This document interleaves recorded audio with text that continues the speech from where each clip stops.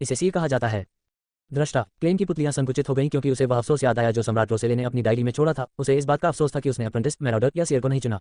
रुबैयत के अंग्रेजी अनुवाद से अनुकूलित। क्लेन ने अपने सामान्य स्वभाव में बने रहने की पूरी कोशिश की और वास्तविक रुचि के साथ पूछा, सीर्स के पास क्या क्षमताएं हैं? आपका प्रश्न गलत है। प्रश्न ये होना चाहिए, सीर पोषण का सेवन करने से क्या क्षमताएं मिलती हैं? डन स्मिथ ने अपना सिर हिलाया और हंसे। उसकी दूसरी पुतलियां और चेहरा चांद से दूर हो गए क्योंकि उसके चेहरे की आकृतियां छाया में छिप गईं। इसमें कई तरह की चीजें शामिल हैं, एस्ट्रोमेंसी, कटोमेंसी, आध्यात्मिक पेंडुलम और रोना। बेशक, इसका मतलब यह नहीं है कि औषधि का सेवन करने से आप तुरंत उन सभी को समझ लेंगे। औषधि आपको केवल योग्यता और क्षमता से लैस करती है, इसे सीखने के लिए। चूंकि उनके पास दुश्मनों से लड़ने के प्रत्यक्ष साधनों की कमी है। आप शायद कल्पना कर सकते हैं कि किसी जादुई अनुष्ठान की स्थापना के लिए बहुत अधिक तैयारी की आवश्यकता होती है। ये युद्ध के लिए उपयुक्त नहीं है। इसलिए रहस्यवाद के ज्ञान के संदर्भ में एक दृष्टा एक रहस्य साधक की तुलना में अधिक विद्वान और पेशेवर होगा। ऐसा लगता है कि यह मेरी आवश्यकताओं से भी मेल खाता है। हालांकि दुश्मनों से सीधे निपटने के साधनों की कमी काफी दुविधापूर्ण है। इसके अलावा एवरनाइट देवी के चर्च में संभवतः बाद के अनुक्रम नहीं है। पवित्र कैथेड्रल संभवतः मुख्यालय कैथेड्रल ऑफ सेरेनिटी को संदर्भित करता है।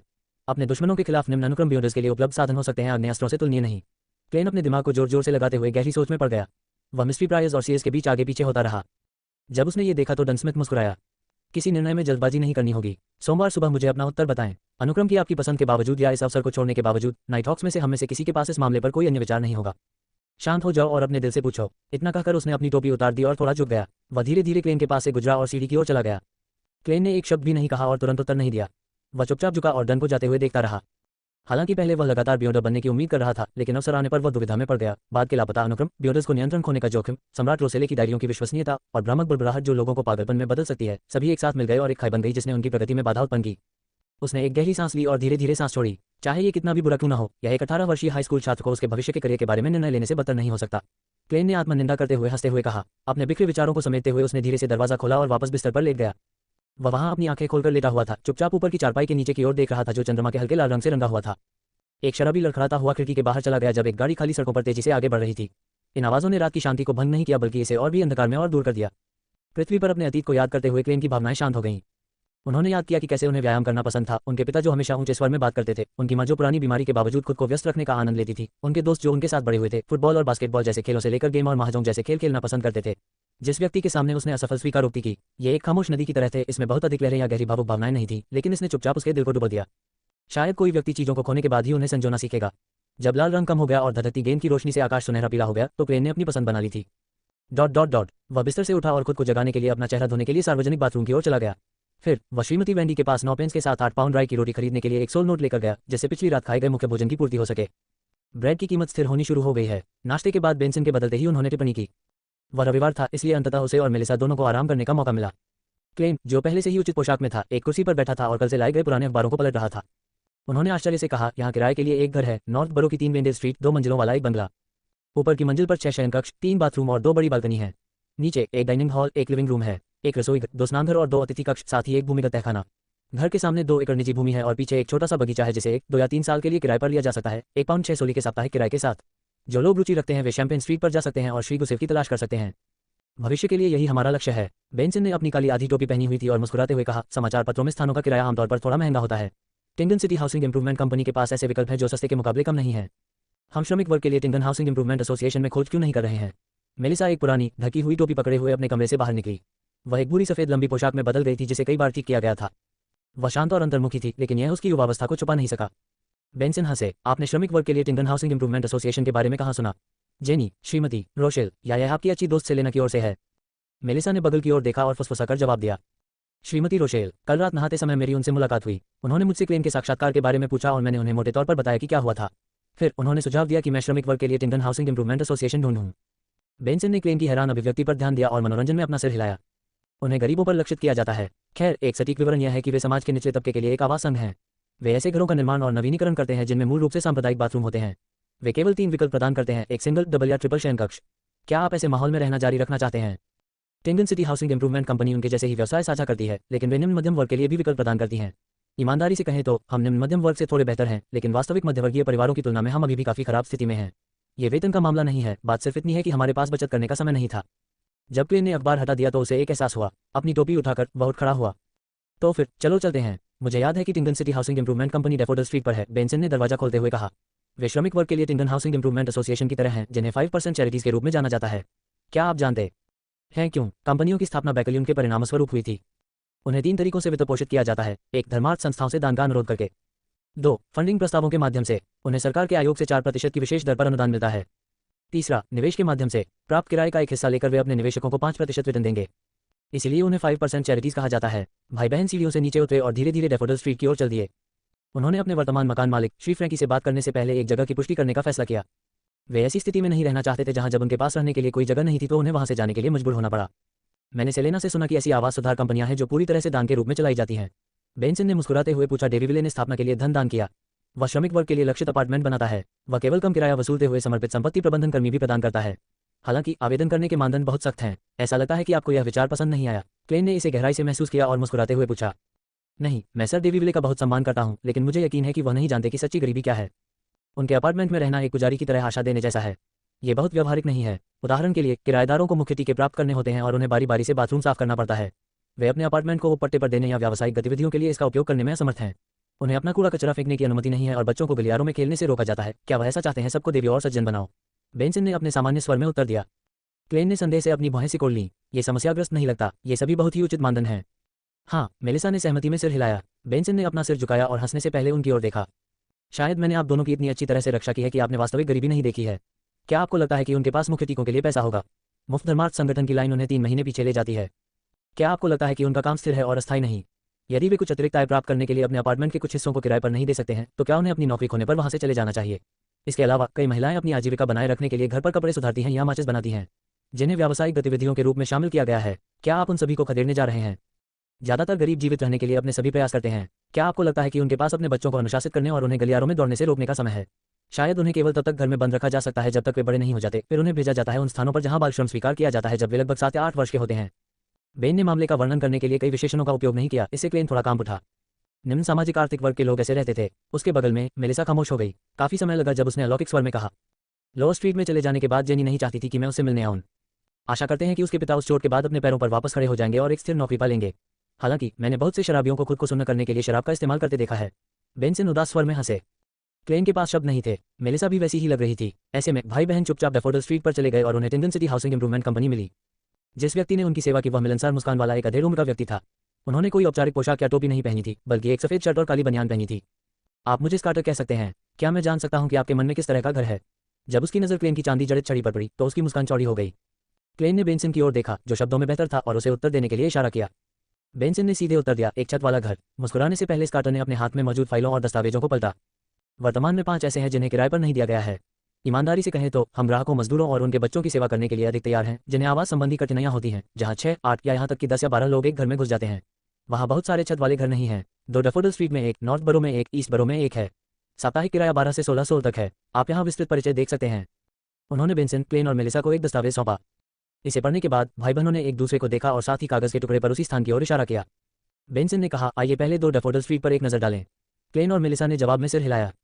ये स्थान एक ऐसा जिला था जिससे वे परिचित थे। 2, 4 और 6 डैफोडिल स्ट्रीट बहुआयामी कूले वाली छतों वाली छत वाली इमारतें थीं। उनके बाहरी हिस्से को भूरे नीले रंग से रंगा गया था और 3 चिमनियां खड़ी थीं। जाहिर तौर पर उस जगह पर लॉन, बगीचे या बरामदे नहीं थे। प्रवेश द्वार सीधे सड़क की ओर थे। टिंडन सिटी हाउसिंग इंप्रूवमेंट कंपनी के स्कार्टर ने चाबियों का एक गुच्छा निकाला और दरवाजा खोलते समय परिचय दिया। हमारे छत वाले घरों में फोर नहीं है, इसलिए आप सीधे लिविंग रूम में प्रवेश करें। डैफोडिल स्ट्रीट की ओर एक ओरियल खिड़की है, इसलिए वहां बहुत अच्छा है प्रकाश। क्लेन, बेंसन और मेलिसा का स्वागत सूरज की सुनहरी किरणों में नहाए एक कपड़े के सोफे से हुआ और यह क्षेत्र उनके पिछले 2 बेडरूम अपार्टमेंट की तुलना में अधिक विशाल था। इस लिविंग रूम का उपयोग अतिथि कक्ष के रूप में किया जा सकता है। इसके दाईं ओर भोजन कक्ष है और बाईं ओर एक चिमनी है जो आपको सर्दियों में गर्म रखेगी। स्कार्टर ने बड़े अपनेपन के साथ इधर उधर इशारा किया। क्लेन ने चारों ओर देखा और पुष्टि की कि यह एक परिष्कृत खुली शैली की अवधारणा थी। डाइनिंग रूम और लिविंग रूम को किसी भी विभाजन से अलग नहीं किया गया था, लेकिन वे ओरियल खिड़की से भी दूर थे, जिससे वे स्थान धुंधले हो गए थे। वहां एक आयताकार लाल लकड़ी की मेज थी जिसके चारों ओर नर्म तकियों वाली 6 दृढ़ लकड़ी की कुर्सियां थीं। बाईं दीवार पर लगी चिमनी बिल्कुल विदेशी फिल्मों और टीवी श्रृंखलाओं की तरह दिखती थी जिन्हें क्लेन देखा करता था। भोजन क्षेत्र के पीछे रसोई घर है, लेकिन हम कोई उपकरण उपलब्ध नहीं कराते हैं। लिविंग रूम के सामने एक छोटा अतिथि कक्ष और एक बाथरूम है। स्कार्टर चारों ओर घूमे और घर के शेष लेआउट का वर्णन किया। बाथरूम 2 हिस्सों में बंटा हुआ था। बाहरी क्षेत्र वह था जहां कोई अपना चेहरा धो सकता था और अपने दांत ब्रश कर सकता था, जबकि आंतरिक क्षेत्र शौचालय था। वहां एक अकॉर्डियन दरवाजा था जो उन्हें अलग करता था। अतिथि कक्ष को छोटा बताया गया था, लेकिन यह उस कमरे जितना बड़ा था जिसमें मेलिसा वर्तमान में रुकी थी। वह ये देखकर दंग रह गई। पहली मंजिल के चारों ओर देखने के बाद स्कार्टर तीनों भाई बहनों को बाथरूम के बगल वाली सीढ़ी पर ले आया। नीचे भूमिगत तहखाना है। यह नीचे काफी भरा हुआ है, इसलिए आपको प्रवेश करने से पहले कुछ ताजी हवा अंदर आने देना याद रखना चाहिए। बेंसन ने लापरवाही से सिर हिलाया और स्कार्टर के पीछे दूसरी मंजिल तक चला गया। मेरे बाईं ओर एक बाथरूम है, उसी तरफ अतिरिक्त 2 शयन कक्ष हैं। मेरे दाईं ओर भी यही लेआउट है, लेकिन इस तरफ का शौचालय बालकनी के बगल में है। जैसे ही वह बोला, स्कार्टर ने बाथरूम का दरवाजा खोला और बगल में खड़ा हो गया ताकि वह क्लेन, बेंसन और मेलिसा को अंदर देखने में बाधा न डाले। बाथरूम में एक अतिरिक्त बाथटब था। दूसरे बाथरूम की तरह शौचालय के बगल में एक अकॉर्डियन दरवाजा था। हालांकि यह थोड़ा धूल भरा था, लेकिन यह गंदा, बदबूदार या तंग नहीं था। मेलिसा तब तक अचंभित दिख रही थी जब तक स्कार्टर उसके बगल वाले शयनकक्ष में नहीं चला गया। तभी उसने देखना बंद कर दिया और धीरे धीरे बाकी लोगों का पीछा करने लगी। पीछे मुड़कर देखने से पहले उसने कुछ कदम और उठाए। क्लेन, जो जीवन में अनुभवी था, खुश भी था और उत्साहित भी। हालांकि उनका मकान मालिक अक्सर बाथरूम की सफाई की निगरानी करता था, फिर भी वह पर्याप्त साफ नहीं था। यह अक्सर उबकाई देने वाला होता था। इस तथ्य को तो छोड़ ही दे कि जब उन्हें अपनी तात्कालिक जरूरतों को पूरा करने की आवश्यकता होती है तो उन्हें आसानी से एक लाइन का सामना करना पड़ता है। दूसरा बाथरूम भी वैसा ही था। 4 शयनकक्षों में से एक थोड़ा बड़ा था और किताबों की अलमारी से सुसज्जित था। बाकियों का आकार लगभग एक दूसरे के समान था और उनमें एक बिस्तर, मेज और अलमारी थी। बालकनी बहुत छोटी है, इसलिए आप एक समय में धूप में बहुत सारे कपड़े नहीं सुखा पाएंगे। स्कार्टर गलियारे के अंत में खड़ा हो गया और एक दरवाजे और ताले वाले स्थान की ओर इशारा किया। वहां पूरी तरह से भूमिगत जल निकासी, गैस पाइपिंग, मीटर और अन्य सुविधाएं हैं। यह आप जैसे सज्जनों और महिलाओं के लिए बहुत उपयुक्त है। इसमें केवल 13 सोल किराया और साप्ताहिक फर्नीचर के उपयोग के लिए 5 पेंस की आवश्यकता होती है। इसके अलावा वहाँ एक जमा राशि है जो 4 सप्ताह के किराए के बराबर है। बेंसन के एक शब्द भी कहने की प्रतीक्षा किए बिना क्लेन ने चारों ओर देखा और उत्सुकता से पूछा, घर खरीदने में लगभग कितना खर्च आएगा? फूडहॉलिक साम्राज्य के एक प्रवासी के रूप में संपत्ति खरीदने की इच्छा अभी भी उनके भीतर मौजूद थी। उस सवाल को सुनकर बेंसन और मेलिसा चौंक गए। उन्होंने क्लेन को ऐसे देखा जैसे वे किसी राक्षस को देख रहे हों। स्कार्टर ने शांति और दृढ़ता से उत्तर दिया, खरीदें नहीं, हम संपत्ति नहीं बेचते हैं, हम केवल किराए की संपत्ति प्रदान करते हैं। मैं बस कीमतों की सामान्य समझ रखने की कोशिश कर रहा हूँ, क्लेन ने अजीब तरीके से समझाया। स्कार्टर ने कहने से पहले कुछ सेकंड के लिए झिझकते हुए कहा, पिछले महीने 11 डेफोडिल स्ट्रीट के मालिक ने जमीन के ऊपर एक समान संपत्ति के साथ एक सीमित अवधि का भूमि विलेख बेचा था। 15 वर्षों के लिए 300 पाउंड। ये सीधे किराए पर लेने की तुलना में बहुत सस्ता है, लेकिन नहीं हर कोई इतनी बड़ी रकम खर्च कर सकता है। अगर कोई इसे पूरी तरह से खरीदना चाहे तो मालिक ने इसकी कीमत 850 पाउंड बताई है। 850 पाउंड, क्लेन ने तुरंत मानसिक गणना की। मेरा साप्ताहिक वेतन 3 पाउंड है, बेंसन का मतलब 1 पाउंड और 10 पाउंड है। किराया 13 पाउंड है और अगर हम हर दिन अच्छा खाएं तो हम एक सप्ताह में लगभग 2 पाउंड खर्च करेंगे। इसके अलावा कपड़े, परिवहन, सामाजिक व्यय इत्यादि जैसे खर्च भी हैं। हम प्रति सप्ताह केवल 20 सोली से भी कम बचा सकते हैं। एक वर्ष में लगभग 35 पाउंड जुड़ जाता है। 850 पाउंड के लिए 20 साल से अधिक की आवश्यकता होगी। भले ही हमने सीमित समय के लिए 300 पाउंड में जमीन खरीदी हो, इसमें हमें कम से कम 8 या 9 साल लगेंगे। इसमें शादी करना, स्वतंत्र रूप से रहना, बच्चों का पालन पोषण करना, यात्रा करना आदि शामिल नहीं है। व्यक्तिगत आवास ऋण के बिना दुनिया में अधिकांश लोग किराए का विकल्प चुनने की संभावना रखते हैं। यह महसूस करते हुए वह पीछे हटे और बेंसन पर नजर डाली। उसने उसे किराए के बारे में स्कार्टर से बात करने का इशारा किया। जहां तक मेलिसा के इरादों की बात है, वे उसकी चमकती आंखों से स्पष्ट थे। उस पर क्लेन ने अचानक बेंसन को आजाद करने के बारे में सोचा। बेंसन ने अपनी छड़ी को तपतपाया और इधर उधर देखते हुए कहा, हमें अन्य घरों पर भी नजर डालनी चाहिए। भोजन क्षेत्र की रोशनी अच्छी नहीं है और बालकनी बहुत छोटी है। देखो, केवल उस शयनकक्ष में चिमनी है और फर्नीचर बहुत पुराना है। यदि हम अंदर जाते हैं तो हमें कम से कम इनमें से आधे को बदलना होगा। उन्होंने जल्दबाजी में दोषों की ओर इशारा किया। स्कार्टर को किराया घटाकर 12 सोली करने और फर्नीचर उपयोग शुल्क कम करने के लिए मनाने में 10 मिनट खर्च किए। 3 पेंस, जबकि जमा राशि को 2 पाउंड तक पूर्णांकित करना। बिना किसी देरी के भाई बहन स्कार्टर के साथ Tingen city Housing Improvement company में लौट आए और अनुबंध की 2 प्रतियों पर हस्ताक्षर किए। फिर वे अनुबंध को नोटरीकृत करने के लिए टिंगन सिटी के नोटरी कार्यालय में चले गए। जमा राशि और पहले सप्ताह का किराया चुकाने के बाद क्लेन और बेंसन का शेष पैसा 9 पाउंड 2 सोली और 8 पेंस तक जुड़ गया। 2 डेफोडिल स्ट्रीट के दरवाजे के सामने खड़े होकर उनमें से प्रत्येक के पास तांबे की चाबियों का एक गुच्छा था। वे क्षण भर के लिए दूसरी ओर देखने में असमर्थ हो गए। उनकी भावनाएं उनके भीतर उमड़ घुमड़ रही हैं। यह एक सपने जैसा लगता है। थोड़ी देर बाद मेलिसा ने भविष्य के एक मोरेटी निवास को देखने के लिए अपना सिर उठाया और वह धीमी लेकिन अस्थिर आवाज में बोली। बेंसन ने एक सांस छोड़ी और मुस्कुराया, तो फिर उठना मत। क्लेन उतना भावुक नहीं था जितना वे थे। उन्होंने सिर हिलाया और कहा, हमें जल्द से जल्द मुख्य दरवाजे और बालकनी के दरवाजे के ताले बदलने होंगे।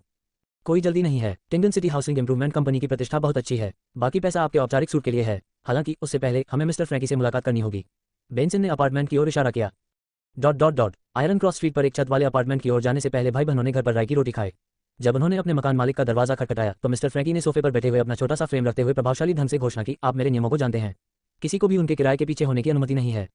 बेंसन आगे की ओर झुके और मुस्कुराए। मिस्टर फ्रैंकी, हम यहाँ अपना पट्टा छोड़ने आए हैं। इतना सीधा? क्या इस तरह से बातचीत से काम चलेगा? बेंसन के पास खड़े क्लेन ने जब उसकी बात सुनी तो वह चौंक गया। यहाँ रास्ते में बेंसन ने कहा था कि उसकी निचली रेखा 12 सोली का मुआवजा थी। अपना पट्टा छोड़ें? नहीं, हमारे पास एक अनुबंध है और अभी भी आधा साल बाकी है। फ्रैंकी ने बेंसन की ओर घूरकर देखा और उसने अपनी बाहें फैला दी। बेंसन ने उसे गंभीरता से देखा और शांति से कहने से पहले एक पल इंतजार किया। मिस्टर फ्रैंकी, आपको समझना चाहिए कि आप और भी अधिक पैसा कमा सकते थे और भी बहुत कुछ बनाओ। फ्रैंकी ने उसके पतले चेहरे को छूते हुए दिलचस्पी से पूछा। बेंसन सीधा बैठ गया और मुस्कुराते हुए समझाया, 2 बेडरूम की इकाई हम तीनों को 5 सोली और 6 पेंस के लिए किराए पर दी गई थी। लेकिन अगर आप इसे 5 या 6 लोगों के परिवार को किराए पर देना चाहते थे, जिसमें 2 या 3 थे उनमें से काम कर रहे हैं और भुगतान कर रहे हैं, मुझे लगता है कि वे लो स्ट्रीट पर रहने के बजाय वहां रहने के लिए अधिक भुगतान करने को तैयार होंगे, जहां यह अपराध से ग्रस्त है। मुझे लगता है कि 5 सोली 10 पेंस या 6 सोली एक उचित मूल्य होगा। फ्रैंकी की आंखें चमक उठी और उसका गला रुंध गया जब बेंसन ने कहना जारी रखा, इसके अलावा आप निश्चित रूप से जानते हैं कि किराए की कीमतें हाल के वर्षों में बढ़ रही हैं। हम जितने लंबे समय तक रहेंगे आपको उतना ही अधिक नुकसान होगा। लेकिन मुझे नए किराएदार की तलाश के लिए समय चाहिए। श्री फ्रैंकी, जिन्हें अपार्टमेंट बिल्डिंग विरासत में मिली थी, को स्पष्ट रूप से यह विचार पसंद आया। मेरा मानना है कि आप इसे बहुत जल्दी पा सकते हैं क्योंकि आपके पास ऐसा करने की क्षमता और संसाधन है। शायद 2 दिन, शायद 3 दिन। इस दौरान आपको जो नुकसान होगा हम उसका भुगतान करेंगे। 3 सोली की जमा राशि के बारे में आपका क्या ख्याल है? हमने भुगतान कर दिया है, ये बहुत उचित है। बेंसन ने तुरंत फ्रैंकी के लिए निर्णय लिया। फ्रैंकी ने संतुष्टि में सिर हिलाया। बेंसन, आप बहुत कर्तव्यनिष्ठ और ईमानदार युवक हैं। ठीक है, चलिए अनुबंध की समाप्ति पर हस्ताक्षर करते हैं। क्लेन ये सब होता देखकर अवाक रह गया। वह पूरी तरह से समझ गया कि मिस्टर फ्रैंकी को समझाना कितना आसान था। ये बहुत आसान है। पिछले अनुबंध की समस्या हल होने के साथ तीन भाई बहनों ने पहले क्लेन को उसके औपचारिक कपड़े खरीदने में मदद की और फिर घर चलाने में व्यस्त हो गए। उनके पास कोई भारी या बड़ा सामान नहीं था क्योंकि भारी सामान मकान मालिक का था। इस प्रकार बेंसन और मेलिसा ने गाड़ी किराए पर लेने के क्लेन के विचार को अस्वीकार कर दिया और इसके बजाय अपना सामान स्वयं ले गए। वे डेफोडिल स्ट्रीट और आयरन क्रॉस स्ट्रीट के बीच आगे पीछे होते रहे। खिड़की के बाहर गर्म सूरज पश्चिम में डूब गया और सुनहरी किरणें ओरियल खिड़की से चमककर डेस्क की सतह पर बिखर गईं।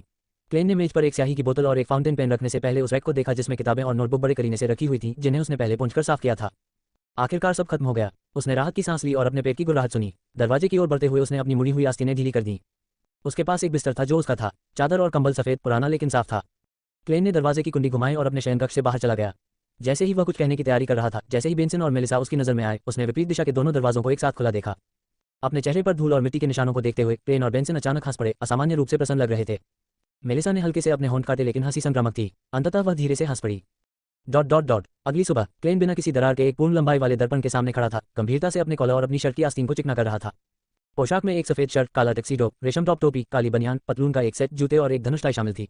उसे कुल मिलाकर 8 पाउंड का भुगतान करने में कठिनाई महसूस हुई। हालांकि प्रभाव बहुत अच्छा था। क्लेन ने महसूस किया कि दर्पण में उसका प्रतिबिंब अधिक विद्वतापूर्ण गुणों को प्रदर्शित करता है और उसे और अधिक सुंदर बनाता है। क्लिक करें। उसने अपनी जेब घड़ी बंद की और उसे अपनी भीतरी जेब में रख लिया। फिर उसने अपनी छड़ी उठाई और अपनी रिवॉल्वर छिपा दी। उन्होंने ट्रैक की गई सार्वजनिक गाड़ी ली और जॉटलैंड स्ट्रीट पहुंचे। जैसे ही उसने ब्लैकथॉर्न सिक्योरिटी कंपनी में प्रवेश किया, उसे एहसास हुआ कि वह अपनी पिछली जीवनशैली का इतना आदी हो गया था कि वह मेलिसा को अतिरिक्त पैसे देना भूल गया था, लेकिन इसके बदले उसे स्कूल जाने की अनुमति दे दी। अपना सिर हिलाते हुए उन्होंने ब्लैकथॉर्न सिक्योरिटी कंपनी में कदम रखने से पहले इस पर ध्यान दिया। उसने भूरे बालों वाली लड़की रोजन को कॉफी बनाते देखा। पूरे कार्यालय में एक तीव्र सुगंध व्याप्त हो गई। सुप्रभात क्लेन, आज मौसम बहुत अच्छा है। रोजन ने मुस्कुराते हुए उसका स्वागत किया। सच कहूं तो मैं हमेशा उत्सुक रहा हूं। ऐसे मौसम में क्या आप लोगों को औपचारिक सूट पहनने में गर्मी नहीं लगती? मैं इस तथ्य के बारे में जानता हूं कि टिंगन की गर्मी दक्षिण की तरह गर्म नहीं है, लेकिन फिर भी गर्मी है। उद्धरण चिन्ह। ये स्टाइल की कीमत है, क्लेन ने विनोदपूर्वक उत्तर दिया। सुप्रभात मिस रोजन, कैप्टन कहाँ है? वही पुरानी जगह। रोजन ने अंदर की ओर इशारा किया। क्लेन ने सिर हिलाया। वह विभाजन से गुजरा और डन स्मिथ के कार्यालय का दरवाजा खटखटाया।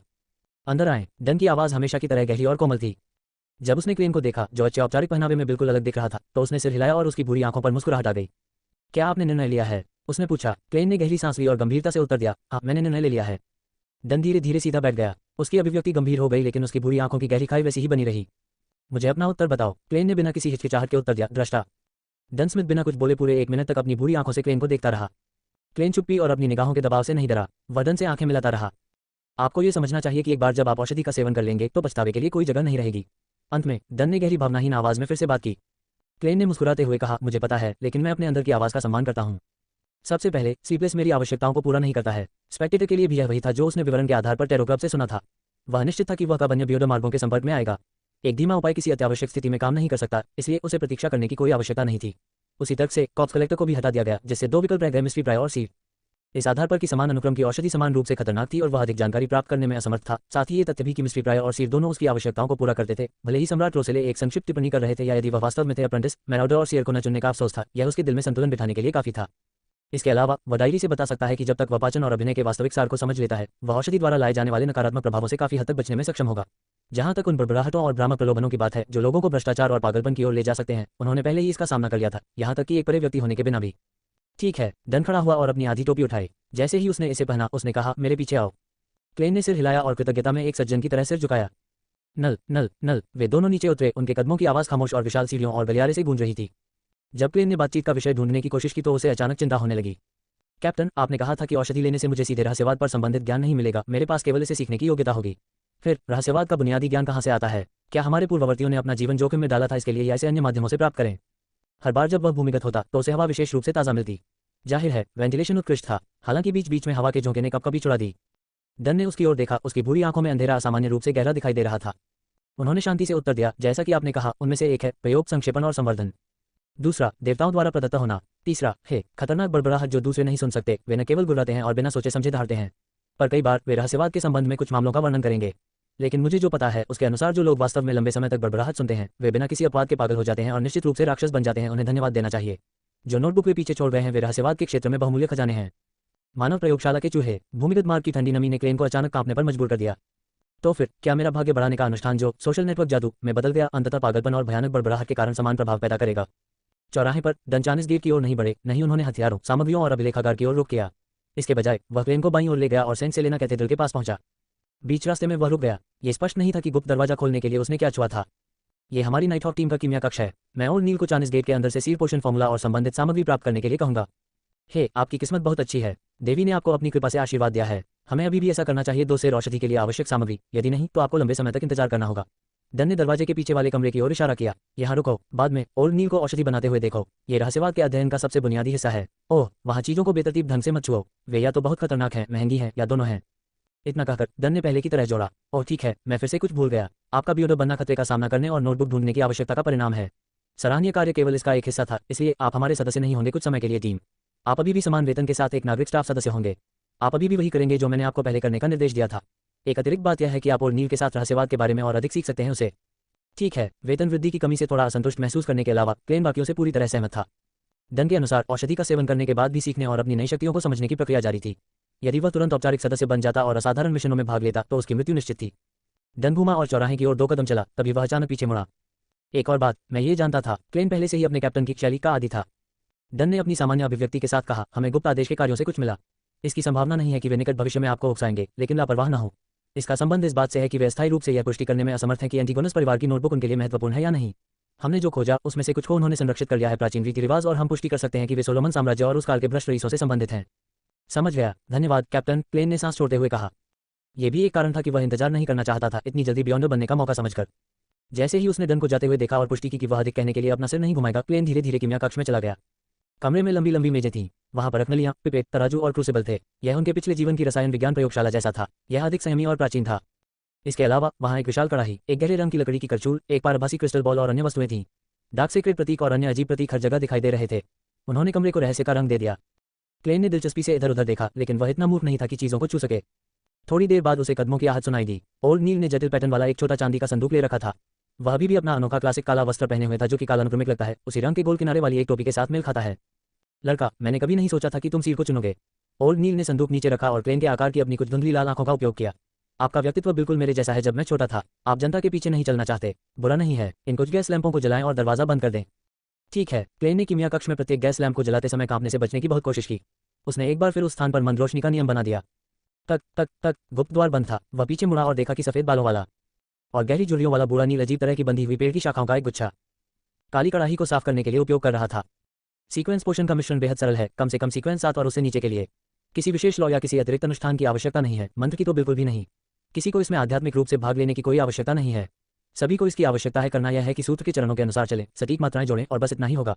बूढ़ी नील की झुर्रियां उसकी मुस्कान से खिलने लगती थीं।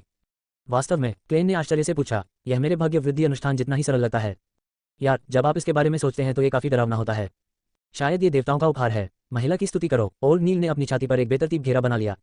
इसके बाद उसने चांदी का संदूक खोला और उसमें से बकरी की खाल का चरणपत्र निकाला जिसमें प्राचीनता झलक रही थी। पीले भूरे रंग की बकरी की खाल इंच दर इंच खुलती जा रही थी, जिस पर शब्दों का पता चल रहा था।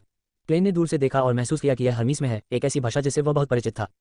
ये स्याही में लिखा गया था जो खून जैसा दिखता था। ऐसा लगता था कि इसकी तरलता अभी भी बरकरार है, लेकिन इसके अलावा ये किसी भी तरह से असाधारण नहीं लग रहा था। दृष्टा 100 मिलीलीटर शुद्ध पानी, रात के वैनिला तरल पदार्थ की 13 बूंदें, 7 सोने की पुदीने की पत्तियां। क्लेन ने चुपचाप सूत्र की सामग्री का पाठ किया, लेकिन इसके बाकी हिस्से को ओल्ड नील की कलाई ने अवरुद्ध कर दिया, जिससे वह इसे पढ़ने से रोक सके।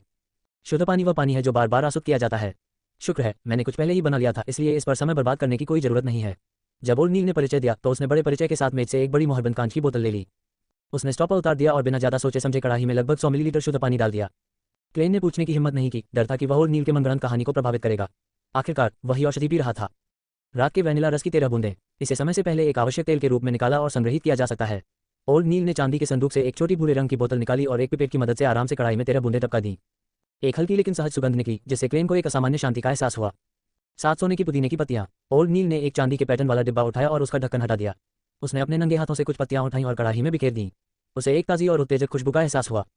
4, 5, 6, 7, बिल्कुल सही। बूढ़ी नील ने हंसते हुए बकरी की खाल पर औषधि के फॉर्मूले को देखा। जहर हेमलॉक की 3 बूंदें। यह ऐसी चीज नहीं है जिसे आपको अचानक से पीना चाहिए। यह आपके पूरे शरीर को मौत की हद तक सुन्न कर सकता है। प्राचीन समय में यह आत्महत्या करने के लिए सबसे अच्छा विकल्प साबित हुआ था। ऐसा नहीं है कि मैं मूर्ख हूँ। क्लेन चिढ़ गया। ओल्ड नील ने पिपेट बदले और जहर हेमलॉक को कड़ाही में टपका दिया। इस मिश्रण से एक अजीब सी गंध आने लगी जिससे मन तरोताजा हो गया। 9 gram dragon blood grass powder. Old Neil ने अपना हाथ चांदी के संदूक में डालने में समय लिया और एक पारदर्शी परख नली निकाली। अंदर कुछ गहरा काला पाउडर था। उन्होंने 9 ग्राम पाउडर को मापने के लिए एक बीकर और स्केल का उपयोग किया और इसे कड़ाही में डाल दिया। फिर उसने मिश्रण को गहरे रंग की लकड़ी की करछुल से 2 बार हिलाया। मिश्रण बनाने की आसान प्रक्रिया ने क्लेन को थोड़ा चिंतित कर दिया। वास्तव में पहले की सामग्री केवल पूरक थी, सटीक मात्रा वास्तव में अंतिम परिणाम को प्रभावित नहीं करती है। क्या मुझे थोड़ा और डालना चाहिए? ओल्ड नील ने एक मजाक बनाया। अंतिम 2 महत्वपूर्ण हैं। राशि को थोड़ा कम किया जा सकता है, लेकिन यह आवश्यकता से बहुत दूर नहीं हो सकता है, या आपका एनहांसमेंट विफल हो सकता है। ओह, मात्रा इससे अधिक नहीं हो सकती, यहाँ तक कि थोड़ी सी भी। यदि ऐसा है तो तुम्हें मानसिक समस्याओं का इलाज कराना होगा, तुरंत मरना संभव नहीं है। क्लेन तुरंत तनाव में आ गया जब उसने देखा कि ओल्ड नील ने चांदी के संदूक से एक काली कांच की बोतल निकाली। लावो स्क्विड का खून 10 मिलीलीटर। इस तरह के स्क्विड को एक असाधारण जैविक प्रजाति माना जाता है। ये स्पष्ट रूप से उत्परिवर्तित है। ये रहस्य में ढका हुआ है। इसका खून सूरज की रोशनी में तेजी से टूट जाएगा और अपने अद्वितीय गुणों को खो देगा। इसे संग्रहित करना होगा अपारदर्शी सामग्री। ओल्ड नील का स्वर अब शांत नहीं लग रहा था। उन्होंने तुरंत और सावधानी से एक टेस्ट ट्यूब से 10 मिलीलीटर रक्त निकाला। खून आसमान की तरह नीला था। समय समय पर यह भ्रामक बुलबुले उत्पन्न करता था, जैसे कि यह आध्यात्मिक दुनिया से जुड़ा हो। ओल्ड नील फुसफुसाए, परखनली के अंदर रक्त डालने के बाद शेष बूंदों को एहतियात के तौर पर नजरअंदाज कर दिया जाता है। जैसे ही नीला रक्त कड़ाही में प्रवेश किया और पहले से तरल के साथ संपर्क किया, उसने बुदबुदाहट की आवाजें पैदा की। आसपास की रोशनी हल्के नीले रंग से रंगी हुई थी, जिससे क्लेन को दूरी के साथ साथ अपनेपन का भी अजीब एहसास हो रहा था। ऐसा लगा जैसे मां के गर्भ में होने का एहसास हो। इसने मनुष्य की आत्मा को उन्नत किया। अंतिम आइटम, स्टेला एक्वा क्रिस्टल 50 ग्राम। ओल्ड नील की आवाज क्लेन के कानों में पड़ी, जिससे वह जाग गया और उसने मेज की ओर देखा। बूढ़े सज्जन के हाथ में अत्यंत शुद्ध क्रिस्टल का एक टुकड़ा था। इसके अलावा क्रिस्टल जिलेटिनस दिखाई दिया, जैसे कि यह पृथ्वी से प्राप्त जेली हो। इसमें कठोरता का अभाव था। नीली रोशनी की रोशनी के तहत यह प्रकाश के टुकड़ों को परावर्तित करता था। ऐसा लगता था जैसे इसके भीतर तारों का एक शानदार शून्य है। यह हटकल क्रिस्टल के निर्माण के लिए उत्कृष्ट सामग्री है। किसी भी गलती पर विचार करने में बस थोड़ा कम। जैसा कि ओल्ड नील ने मापा, उसने क्रिस्टल निकालने के लिए एक छोटे पैटर्न वाले चांदी के ब्लेड का उपयोग किया। शुद्ध पानी, नाइट वैनिला, सोने की पुदीने की पत्तियां, जहरीला hemlock juice, dragon blood grass, लेवो स्क्विड ब्लड और स्टेला एक्वा क्रिस्टल एक सीड बनाते हैं। उस पल में क्लेन सूत्र को याद करने से बच नहीं सका। सब कुछ हो जाने के बाद ओल्ड नील ने कड़ाही में स्टेला एक्वा क्रिस्टल के कुछ ब्लॉक डाले। चटकना, भ्रामक कोहरा तुरंत फैल गया, जिससे कीमिया कक्ष धुंधला हो गया। क्लेन को कोहरे के बीच तारों की एक विशाल श्रृंखला दिखाई दे रही थी और ऐसा महसूस हो रहा था जैसे कोई अदृश्य अस्तित्व उसे देख रहा हो। कुछ सेकंड बाद कोहरा छंट गया। ओल्ड नील ने गहरे रंग की लकड़ी की करचूल का उपयोग किया और कुछ चिपचिपा गहरा नीला तरल निकाला। इसमें अजीब विशेषताएं थी, चिपचिपी और अविभाज्य। काली कड़ाही में एक टुकड़ा भी नहीं बचा था। ओल्ड नील की ओर इशारा करने से पहले गहरे नीले रंग का तरल पदार्थ एक अपारदर्शी कप में डाला गया था।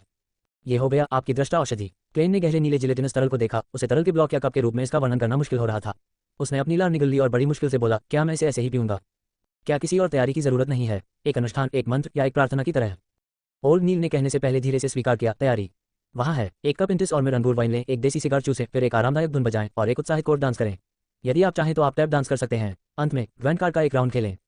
जब उसने देखा कि क्लेन की अभिव्यक्ति स्तब्ध हो गई है, तो ओल्ड नील हंसा और उसने अभी जो कहा था उसका सारांश बताया।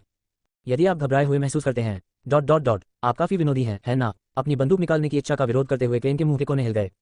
उसने अपना बेत नीचे रखा और अपना दाहिना हाथ बढ़ाया, जैसे कि उसने कोई भारी चीज पकड़ रखी हो। उसने औषधि की गंध महसूस की, बेहोश और अलौकिक प्रतीत हो रहा है। बेटा, संकोच मत करो। जितना अधिक आप झिझकेंगे, उतना अधिक घबराएंगे और भयभीत होंगे। ये केवल उसके बाद होने वाले अवशोषण को प्रभावित करेगा। ओल्ड नील ने अपनी पीठ क्लेन की ओर करते हुए कहा। ऐसा लग रहा था जैसे उसने इसे लापरवाही से कहा था। ये पता नहीं चला कि वह पास के पानी के बेसिन के पास कब पहुंचा।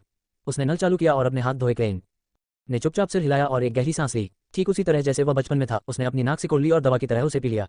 उसने अपारदर्शी कप को अपने मुंह में ले लिया और अपना सिर झुकाकर एक घूंट में पी लिया। एक ठंडी और चिकनी अनुभूति ने तुरंत उसकी मौखिक गुहा को भर दिया। यह उसके गले के माध्यम से और उसके पेट में बह गया। चिपचिपा गहरा नीला तरल पदार्थ पतले और लंबे तंतुओं से बाहर निकलता हुआ दिखाई दिया, जिससे क्लेन के शरीर की हर कोशिका में उत्तेजना और ठंडक आ गई। वह मदद नहीं कर सका, लेकिन ऐंठन हो गई क्योंकि उसकी दृष्टि तेजी से धुंधली हो गई थी। सभी रंग अधिक लाल थे, नीले रंग अधिक नीले थे और गहरे रंग ऐसे मिश्रित थे जैसे कि क्लेन ने ऐसा देखा हो पहले का एक दृश्य। ये तब की बात है जब स्पिरिट मीडियम डेली ने उससे पूछताछ की थी। उस क्षण उसकी दृष्टि धुंधली हो गई और यद्यपि उसके मन को हल्कापन महसूस हुआ, परंतु सब कुछ स्पष्ट था। उसे समुद्र में तैरते हुए किसी असहाय व्यक्ति जैसा महसूस हुआ। धीरे धीरे उसका परिवेश स्पष्ट हो गया। भूरे और धुंधले कोहरे के उभरने से सभी रंग अपने मूल स्वरूप में लौट आए। उसके चारों ओर शब्द थे जिनका वर्णन करना उसके लिए कठिन था। वहां ऐसी पारदर्शी वस्तुएं थीं जिनका अस्तित्व प्रतीत नहीं होता था। नीचे विभिन्न रंगों के स्वच्छ प्रकाश समूह थे। ऐसा प्रतीत होता था कि प्रकाश में जीवन है या उसमें अपार ज्ञान है। ये कुछ वैसा ही है जैसा मैंने भाग्य वृद्धि अनुष्ठान के दौरान देखा था। जैसे ही क्लेन ने सहजता से नीचे देखा, उसे एहसास हुआ कि वह अभी भी अपने मूल स्थान पर खड़ा था। शरीर में ऐंठन हो रही थी। अचानक उसे एक एहसास हुआ जिससे उसकी चेतना अचानक डूब गई और उसके साथ विलीन हो गई। बूम! रंग सामान्य होते ही कोहरा जल्द ही छट गया। चमकीला, स्पष्ट प्रभामंडल और अस्तित्वहीन वस्तुएं तुरंत गायब हो गईं। कीमिया कक्ष में दृश्य सामान्य हो गया, लेकिन क्लेन को अपना सिर सूझ गया महसूस हुआ। उसे ऐसा महसूस हुआ जैसे उसे झटक कर अलग किया जा रहा है। उसने जो कुछ भी देखा उसमें अनगिनत बात की छवियां थीं। उसके कान एक अलौकिक बड़बड़ाहट से अभिभूत हो गए। होनेसिस फ्लेग्रिया, होनेसिस फ्लेग्रिया, होनेसिस फ्लेग्रिया। क्लेन को अपने माथे पर चुभने वाला दर्द महसूस हुआ क्योंकि उसके मन में बेचैनी को दूर करने के लिए तुरंत ही विनाश करने के विचार आने लगे। उसने भौहें सिकोड़ ली और जल्दी से अपना सिर हिला दिया। क्या आपकी दृष्टि असामान्य है? क्या आप ऐसी बातें भी सुन रहे हैं जिन्हें आप नहीं सुनते थे? ओल्ड नील ने छुपी हुई मुस्कान के साथ उसके बगल में खड़े होकर कहा। हाँ मिस्टर नील, मुझे क्या करना चाहिए? क्लेन ने तीव्र उन्माद को सहन किया और पूछा। बूढ़ा नील हंसा। ये औषधि की ऊर्जा के रिसाव का परिणाम है। आपके पास इसे नियंत्रित करने के साधनों की कमी है। ठीक है, जैसा मैं कहता हूँ वैसा ही करें। अपने दिमाग में किसी वस्तु के बारे में सोचें, कुछ सामान्य। इसे सरल और आसान बनाएं। क्लेन ने तुरंत ध्यान केंद्रित किया क्योंकि उसने काले रेशम से बुनी अपनी आधी टोपी की कल्पना की थी। जब उसने इसे छुआ तो उसे वह एहसास और उसका सटीक आकार याद आ गया। अपना सारा ध्यान इस पर केंद्रित करें। रूपरेखा बनाते समय इसे दोहराते रहें। क्या ये थोड़ा बेहतर लगता है? और नील की आवाज़ एक शांत गीत की तरह उसके दिमाग में घुस गई। क्लेन ने धीरे धीरे अपना ध्यान काल्पनिक शीर्ष टोपी पर केंद्रित किया। उसने महसूस किया कि बुदबुदाहट गायब होने से पहले फुसफुसाहट में बदल गई। उसने जो बात की छवियां देखी वे भी एक दूसरे के ऊपर टिक गईं और अब धुंधली नहीं दिखाई दी। बहुत बेहतर, क्लेन ने अपने मन की अराजक भावनाओं को शांत करने और सांस छोड़ने के बाद कहा। उसने अपने शरीर की ओर देखा और पाया कि कुछ भी असामान्य नहीं हुआ था। उसने अपने हाथ पैर हिलाए और आधी आशा और आधे संदेह के साथ पूछा, मैं सफल हुआ? अब मुझे दृष्टा माना जाता है? ओल्ड नील ने एक दर्पण जैसी पारे की प्लेट निकाली और उसे अपने सामने रख दिया। अपनी आंखों को देखो। क्लेन ने अपनी निगाहें केंद्रित की और देखा कि उसने काली टोपी पहनी हुई थी। उसकी रूपरेखा स्पष्ट थी और उसके चेहरे की विशेषताएं सामान्य दिख रही थीं। पसीने से लथपथ चेहरे के अलावा वह किसी भी तरह से अलग नहीं लग रहे थे। उसने ओल्ड नील के निर्देश का पालन किया और उसकी आंखों को ध्यान से देखा। तभी उसे पता चला कि उसकी भूरी आंखें काफी गहरी हो गई हैं। यह इतना गहरा हो गया था कि यह रात की तरह था, पूर्ण अंधकार में। यह इतना गहरा लगता था कि यह दूसरों की आत्माओं को सोख सकता था। आमतौर पर गहरे भूरे रंग की पुतलियों को आसानी से काले रंग के रूप में पहचाना जाता है। बहुत ध्यान से देखे बिना स्वयं क्लेन ने भी ध्यान नहीं दिया होता। ये औषधि की शक्तियों का एक भौतिक प्रकटीकरण है। जब आप मनन करना सीखेंगे और अपनी शक्ति को एकाग्र करना सीखेंगे तो आपकी आंखें सामान्य हो जाएंगी। अपना दाहिना हाथ आगे बढ़ाते हुए और नील मुस्कुराया। बधाई हो हमारे नए ब्यूडर, हमारे दृष्टा। धन्यवाद। क्लेन ने अपना हाथ बढ़ाया और उसे हिलाया। मिस्टर नील, मैं विचार करना कब सीख सकता हूँ? ओल्ड नील ने मुस्कुराते हुए कहा, आप इसे अभी सीख सकते हैं। कॉग्निशन के शुरुआती चरण अपेक्षाकृत सरल हैं। बियॉन्डर्स के लिए यह और भी अधिक सरल है। अभी अपना ध्यान भटकाने के लिए अपने मन में एक वस्तु उत्पन्न करना और ऊर्जा के रिसाव को अंदर की ओर मोड़ना वास्तव में चिंतन का पहला कदम है। इसे फिर से करने का प्रयास करें। क्लेन ने अपनी आंखें बंद कर लीं और एक बार फिर उसके दिमाग में आधी टोपी का चित्रण हुआ। उनका ध्यान पहले की तुलना में अधिक आसानी से केंद्रित होने लगा। जल्द ही सामने आए बेतरतीब विचार टोपी की रूपरेखा छोड़कर तुरंत गायब हो जाएंगे। अपने दिमाग को कुछ हद तक खाली रहने दें। जिस वस्तु की आपने कल्पना की है उसे बदल दें। किसी ऐसी चीज का उपयोग करें जो इस दुनिया में मौजूद नहीं है, एक ऐसी वस्तु जिसकी आप पूरी तरह से हवा में कल्पना करते हैं। आपको इस नियम का पालन करना होगा। केवल ऐसा करके ही आप कॉग्निशन में प्रवेश कर सकते हैं, तभी आप मैं की अवधारणा को पार कर सकते हैं। असीमित मैं ब्रह्मांड के साथ एक हो जाएगा, जिससे आपको सत्य को देखने और समझने की क्षमता मिलेगी। आपको वह ज्ञान प्राप्त होगा जिसे केवल आप ही समझ सकते हैं। रहस्यवाद अध्ययन के क्षेत्र में इसे रहस्यवादी अनुभव कहा जाता है। नील शांत स्वर का प्रयोग करते हुए, आपको बस उन विवरणों को सुनना है जो मैं बाद में सुनूंगा। सबसे महत्वपूर्ण है कॉग्निशन में प्रवेश करना। कुछ ऐसा जो इस दुनिया में मौजूद नहीं है। पूरी तरह से हवा में बनी किसी चीज की कल्पना करें। क्या पृथ्वी की चीजों की गिनती होगी? क्लेन ने टेलीविजन पर देखी एक मिट्टी हरी अंतर्महाद्वीपीय मिसाइल का उपयोग करने का प्रयास किया। उन्होंने आधी ऊपरी टोपी को इस लंबी और मोटी मिसाइल से बदल दिया। हालांकि इस बात की परवाह किए बिना कि उन्होंने इसकी रूपरेखा कैसे बनाई या इसकी कल्पना कैसे की, अंततः उन्होंने केवल अपना ध्यान केंद्रित किया। ऐसा नहीं लगता कि यह काम करेगा। क्लेन के पास अपनी कल्पना को उड़ान देने के अलावा कोई विकल्प नहीं था। उन्होंने प्रकाश के एक गोले की रूपरेखा बनाई और फिर कई समान वस्तुओं को एक साथ इकट्ठा किया। प्रकाश के गोले एक दूसरे पर टिके हुए थे। ऐसा लगा जैसे ये कोई कल्पना की वस्तु हो। क्लेन के विचार धीरे धीरे अलौकिक और तैरने लगे। उसका शरीर और मन शांत हो गया। जो वस्तुएं अस्तित्व में नहीं लगती थी, प्रकाश के चमकीले गुच्छों वाला कोहरा और जटिल रंग एक बार फिर दिखाई देने लगे। वे निकट पहुंच में आकाश में तैरते रहे। उसने चुपचाप उनकी ओर देखते हुए अपनी आध्यात्मिकता को इंच दर इंच बढ़ाया। उसने इसे महसूस किया और इसे अंदर ले लिया। बहुत अच्छा, जैसा कि एक दृष्टा से अपेक्षा की जाती है। आपने कॉग्निशन में बहुत आसानी से प्रवेश किया। आप उस समय मुझसे थोड़े ही खराब थे, थोड़ा सा। ओल्ड नील ने हंसते हुए कहा, उस स्थिति में मैं आपको रहस्यवाद में सबसे सामान्य, समझने में आसान और भविष्य में सबसे उपयोगी क्षमता सिखाना शुरू करूंगा। आध्यात्मिक दृष्टि। उसने एक के बाद एक गैस लैंप बंद कर दिए लेकिन कीमिया कक्ष का दरवाजा खोल दिया। इसने वह स्थान बना दिया जहां क्लेन अंधेरा था, लेकिन इस हद तक नहीं कि वस्तुओं के छायाचित्र बनाने में असफल हो सके। ठीक है, अपनी वर्तमान स्थिति में अपने हाथ उठाएं और उन्हें अपनी आंखों के सामने रखें। आपकी तर्जनी उंगलियों को एक दूसरे का सामना करना होगा, लेकिन उन्हें छूना नहीं है। अपनी आंखें खोलें और उन्हें तब तक खुला रखें जब तक आप इसके आदी न हो जाए अंधेरा। क्लेन ने ओल्ड नील के विवरण के अनुसार प्रत्येक चरण पूरा किया। उसने अपनी उंगलियों और आसपास की वस्तुओं की छाया देखी। वास्तव में आपको अपने शरीर को पूरी तरह से आराम देने के लिए लेटना चाहिए, लेकिन चूंकि आपके चिंतन का प्रभाव बुरा नहीं है तो चलिए जारी रखते हैं। ओल्ड नील हंसे। अपनी दृष्टि को अपने हाथों के पीछे एक स्थान पर केंद्रित करें। इसे पीछे रहना होगा। फिर धीरे धीरे अपनी उंगलियों को घुमाएं और उन्हें छुए बिना उसी मुद्रा में बने रहें। इसके अलावा उन्हें अपनी दृष्टि से दूर न करें। क्लेन ने शांति से इसे सुना और अपनी हथेलियों के पीछे एक खाली जगह पर अपनी नजर डाली। फिर उसने धीरे धीरे अपनी तर्जनी को अपनी दृष्टि के भीतर घुमाया। 1, 2, 3 बार। अचानक क्लेन ने अपनी उंगलियों के बीच एक उग्र लाल रंग देखा। उसने आवाज निकाली, तुम्हें रंग दिख रहा है। ये सही है, ये स्पिरिट विजन का प्रारंभिक चरण है। आप जो रंग देखते हैं वह आपकी आभा है। ओल्ड नील ने हंसते हुए कहा, कोई जल्दी नहीं, इसे कुछ और बार करें। इसे स्थिर करने के बाद अन्यत्र देखें। मैं इस अवसर का उपयोग आपको विभिन्न रंगों के अलग अलग अर्थ समझाने के लिए भी करूंगा। ठीक है। क्लेन ने अपनी दृष्टि को उग्र लाल पर प्रशिक्षित करते हुए अपनी उंगलियों को आगे पीछे किया। ओल्ड नील ने कहने से पहले एक पल के लिए सोचा। सीधे शब्दों में कहें तो रहस्यवाद का मुख्य तरीका मानव के गैर भौतिक भागों को 4 स्तरों में विभाजित करना है। इसके मूल में आत्मा शरीर है, जो हर किसी की मूल आध्यात्मिकता भी है। एक विचारधारा है जो मानती है कि सभी जैविक प्राणियों में आध्यात्मिकता होती है और उनके पास एक आत्मा शरीर होता है। मैं किसी और चीज के बारे में निश्चित नहीं हूं, लेकिन मिस्ट्री प्राइज के लिए कॉग्निशन का लक्ष्य और हमारी ताकत बढ़ाने की विधि आत्मा शरीर की ओर निर्देशित है। आत्मा शरीर के बाहर सूक्ष्म प्रक्षेपण है। यह आत्मा शरीर के लिए आत्मा की दुनिया और तार्किक अंतरिक्ष के साथ संवाद करने का साधन है। इसे आत्मा शरीर की बाहरी अभिव्यक्ति माना जाता है। इसके अलावा ये सीधे आपकी व्यक्तिगत महत्वाकांक्षा से संबंधित होगा और आपकी प्रबल भावनाएं। औषधि का सेवन करने के बाद आप जो दृश्य देखते हैं वे दृश्य आपके एस्ट्रल प्रोजेक्शन द्वारा देखे जाते हैं। जब वह आत्मा की दुनिया में घूम रहा है, वह दुनिया भौतिक दुनिया के नियमों का पालन नहीं करती है। इसमें मैं की अवधारणा से अधिक शामिल है। असीम मैं और ब्रह्मांड का मैं, अतीत, वर्तमान और भविष्य एक दूसरे पर आधारित हो सकते हैं और यही अक्ल का स्रोत है। आत्मा की दुनिया में आप जो देखते हैं वह सिर्फ एक कल्पना है, एक प्रतीक है। इसका वास्तविक अर्थ समझने के लिए आपको इसकी व्याख्या करनी होगी। भविष्यवाणी और कई जादू मंत्र सूक्ष्म प्रक्षेपण के माध्यम से डाले जाते हैं। आत्मा शरीर के साथ इसके संबंध और मतभेदों को समझने की गलती न करें। एक सिर्फ एक शरीर है और दूसरा रूप के लिए है। क्लेन ने बीच बीच में आभा को देखना जारी रखा, उंगलियां और सरल निष्कर्ष निकाला। आगे दिल और दिमाग का शरीर होगा। इस बिंदु से आगे ये भौतिक शरीर के साथ जुड़ जाएगा। इसमें आपका मस्तिष्क शामिल है और यह आपकी अनुमानित क्षमताओं, आपकी विश्लेषणात्मक क्षमताओं, आपकी अवलोकन क्षमताओं और पहचान क्षमताओं की समग्र अभिव्यक्ति है। कुछ औषधियां मुख्य रूप से इसे बढ़ाएंगी। कई जादुई मंत्र भी इसे लक्षित करते हैं। ओल्ड नील ने अपेक्षाकृत विस्तार से बताया, सबसे बाहरी परत ईथर बॉडी है। यह आपकी महत्वपूर्ण ऊर्जाओं और भौतिक रूप की अभिव्यक्ति है। आप जो आभा रंग देखते हैं वह आपके ईथर शरीर की एक बाहरी घटना है। दूसरे शब्दों में, आध्यात्मिक शरीरों, भूतों और भूतों के अलावा आप स्पिरिट विजन से सीधे देख सकते हैं। इसमें कुछ ऐसे अस्तित्व भी शामिल हो सकते हैं जिन्हें नहीं देखा जाना चाहिए। आप दूसरों के ईथर पिंड या उनकी आभा भी देख सकते हैं। उनकी मोटाई, चमक और रंग से आप उनके स्वास्थ्य और भावनात्मक स्थिति का पता लगा सकते हैं। जब आपकी आध्यात्मिक दृष्टि में सुधार होता है और आप अधिक रहस्यवाद ज्ञान को समझते हैं तो आप और भी अधिक विवरण खोज पाएंगे। आप दूसरों के जीवन काल को भी निर्धारित कर सकते हैं। वैसे जिस भावनात्मक स्थिति का मैंने उल्लेख किया है वह आपके एस्ट्रल के कारण भी प्रकट होगी। प्रक्षेपण, जब आप अनुक्रम में ऊपर जाते हैं तो आपकी आध्यात्मिक दृष्टि अपेक्षाकृत उच्च स्तर पर पहुंच जाएगी। आप किसी और का एस्ट्रल प्रोजेक्शन भी देख सकते हैं। इस तरह आप और भी चीजें सीखेंगे। यह एक ऐसा स्तर है जिसे केवल सीएस और मिस्ट्री प्रायर्स ही प्राप्त कर सकते हैं। कुछ साथी यह भी दावा करते हैं कि स्पिरिट विजन का सबसे मजबूत रूप किसी को अतीत और भविष्य सहित किसी भी स्थान पर कुछ भी देखने की अनुमति देता है। हालांकि मुझे इसके बारे में संदेह है। ये काफी शक्तिशाली लगता है। क्लेन लगभग उत्सुक हो रहा था। ओल्ड नील ने खांसते हुए कहा, आइए ईथर बॉडी और आभा के रंगों पर वापस जाएं। आपके अंग और भाग जो गति के लिए आवश्यक है वे लाल दिखाई देंगे। आपके सिर और मस्तिष्क की सतह बैंगनी दिखाई देगी। अपशिष्ट उत्सर्जित करने वाले स्थान नारंगी दिखाई देंगे। पाचन तंत्र पीला दिखाई देगा। हृदय और अन्य नियामक तंत्र हरे दिखाई देंगे। आपका गला और तंत्रिका तंत्र के अन्य हिस्से नीले दिखाई देंगे, स्वास्थ्य का प्रतीक। एक बार जब ये गहरा हो जाएगा या गाढ़ापन पतला हो जाएगा तो रंग बदल जाएगा। यह इंगित करता है कि संबंधित स्थान समस्याग्रस्त हो गया है। इसका मतलब है कि वह थकावट या बीमारी की स्थिति में है। इसके अलावा एस्ट्रल प्रोजेक्शन की आंतरिक परत प्रचलित भावनाओं का प्रतिनिधित्व करती है। लाल का अर्थ है जुनून और उत्साह। नारंगी का मतलब है गर्मी और संतुष्टि। पीले का मतलब है खुशी और बहिर्मुखता। हरे का मतलब है शांति और शांति। नीले का मतलब है शीतलता और शांति जो व्यक्ति विचार में है। सफेद का अर्थ है चमक, सुधार की उत्सुकता। गहरे रंगों का अर्थ है चिंता, दुख और चुप्पी। बैंगनी का अर्थ है कि आध्यात्मिकता नेतृत्व, शीतलता और अलगाव पर नियंत्रण कर रही है। क्लेन ने चुपचाप जानकारी को याद किया और अपनी प्रारंभिक आत्मा दृष्टि को स्थिर किया।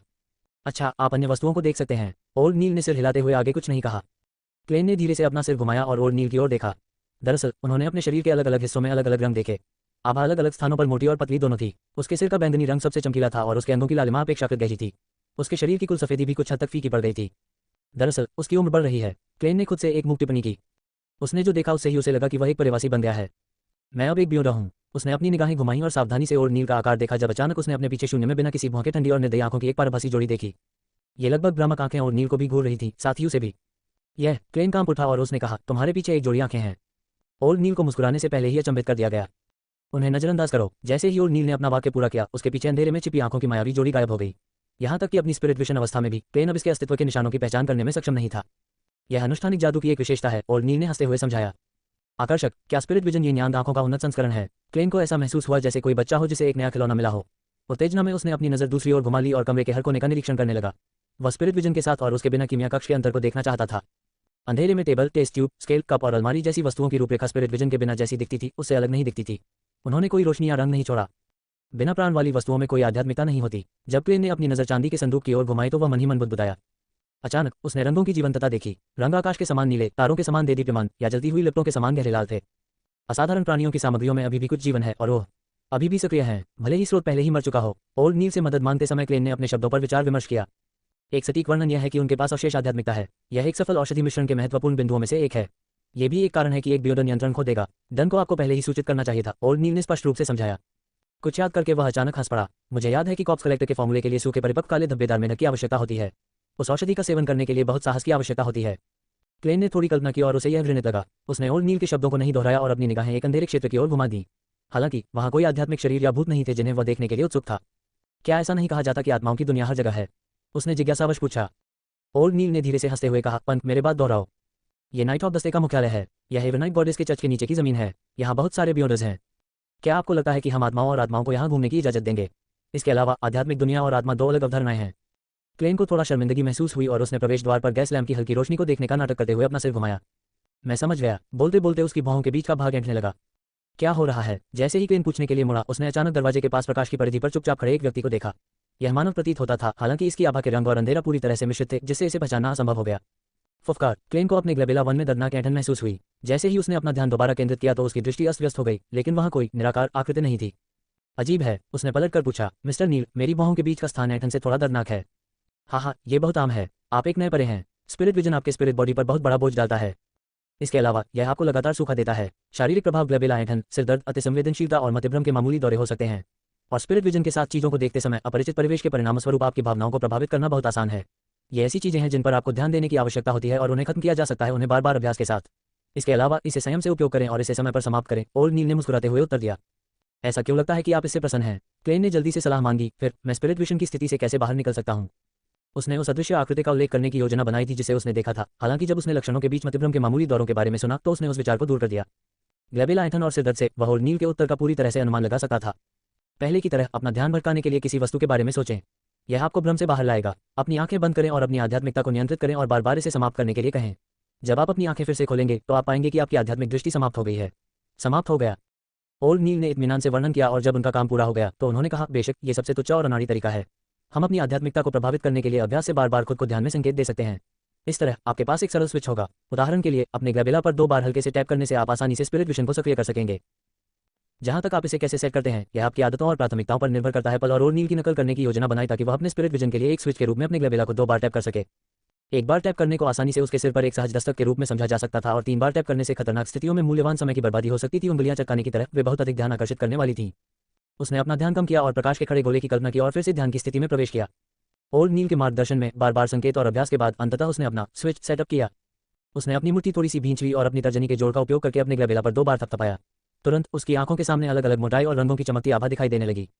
2 और टैप के बाद सब कुछ सामान्य हो गया। आखिरकार मैंने इसे समझ लिया। उसने खुशी से आह भरी। तभी उसे एहसास हुआ कि वह कितना थका हुआ था। ऐसा लग रहा था कि वह किसी भी समय सो सकता है। उसके मन को ऐसी चोट लगी जैसे वह 3 रातों से जाग रहा हो। ओल्ड नील ने हंसते हुए कहा, हमें नींद नहीं आती। हर अभ्यास और हर बार जब स्पिरिट विजन का अत्यधिक उपयोग किया जाता है तो आपको कुछ नींद की आवश्यकता होगी। अब आप वापस जा सकते हैं और एक अच्छा आराम कर सकते हैं। दोपहर में आयरन क्रॉस स्ट्रीट पर जाएं, वेल्स का स्थान कहाँ है और वहां घूमें। जितनी जल्दी हो सके एंटिगोनस परिवार की नोटबुक के बारे में सुराग ढूंढने की पूरी कोशिश करें। मैं आपको रहस्यवाद के बारे में पढ़ाना जारी रखूंगा। ठीक है। क्लेन ओल्ड नील की व्यवस्था से पूरी तरह सहमत था। उसने अपना बेत उठाया और कीमिया कक्ष से बाहर चला गया। जैसे ही ओल्ड नील शस्त्रागार में लौटा उसने दरवाजा बंद होते देखा। क्लेन ने अपनी गर्दन और कनपटी की मालिश की और अपनी बेत की मदद से सीढ़ियों से ऊपर चला गया। उसी समय डन स्मिथ अपने होठों के कोनों को झुकाए हुए उसके पीछे से आया। गहरी दृष्टि से उन्होंने कहा, मैंने ओल्ड नील से सुना है कि आप एक बहुत ही उपयुक्त उम्मीदवार हैं। बिना सोच विचार के भी आप स्पिरिट विजन का उपयोग करने में सक्षम थे। शायद ये दृष्टा होने का एक अनूठा गुण है। क्लेन ने विनम्रतापूर्वक उत्तर दिया। उसने अनुमान लगाया कि डन ओल्ड नील के शस्त्रागार पर नजर रख रहा था। डन धीमा हो गया और क्लेन से थोड़ा आगे चला गया। कुछ सेकंड की चुप्पी के बाद वह पलटा और बोला, आपको याद रखना होगा कि जिज्ञासा ने बिल्ली को मार डाला। ये बियॉन्डर्स को भी मार सकता है। उन बड़बड़ाहटों की जांच करने का प्रयास न करें जिन्हें आपको नहीं सुनना चाहिए या उन अस्तित्वों को देखना चाहिए जिन्हें आपको नहीं देखना चाहिए। उद्धरण चिन्ह। ठीक है। क्लेन जानता था कि यह एक और अनुस्मारक था कि कैसे बियॉन्डर्स ने नियंत्रण खो दिया था। ब्लैकथॉर्न सिक्योरिटी कंपनी में प्रवेश करने के बाद उन्होंने रोजन का अभिवादन किया, जो स्पष्ट रूप से नहीं जानता था कि वह एक बियॉन्डर बन गया है।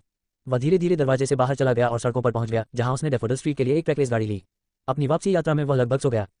अभी सुबह का समय था और तापमान लगभग 26 डिग्री सेल्सियस था। क्लेन ने अपने कमरबंद से तांबे की चाबी निकाली और अपने घर का दरवाजा खोला।